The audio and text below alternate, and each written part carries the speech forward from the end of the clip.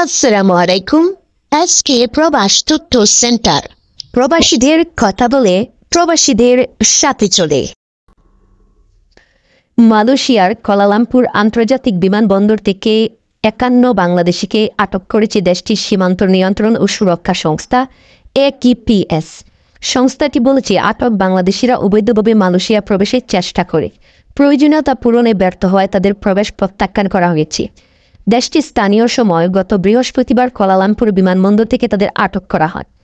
শুক্রবার এক বিবৃতিতে AKPS জানিয়েছে, কুয়ালালামপুর আন্তর্জাতিক বিমানবন্দর টার্মিনাল ১-এর আগমন হলে ৬৭ বিদেশিকে তল্লাশি চালানো হয়। এর মধ্যে ৫১ জন বিভিন্ন অপরাধে জড়িত তা শনাক্ত করা হয়। পরে তদন্তের জন্য তাদের অপারেশন অফিসে নিয়ে যাওয়া হয়।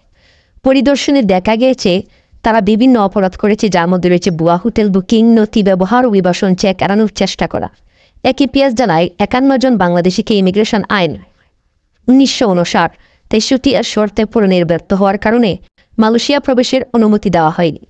বিবৃতিতে আরও বলা হয়, ভুয়া নথিপত্র ব্যবহারের পাশাপাশি অনেকের কাছে পর্যাপ্ত আর্থিক সামর্থ্য ছিল না এবং তারা তাদের অবস্থানের স্পষ্ট কারণ জানাতে ব্যর্থ হয়েছে।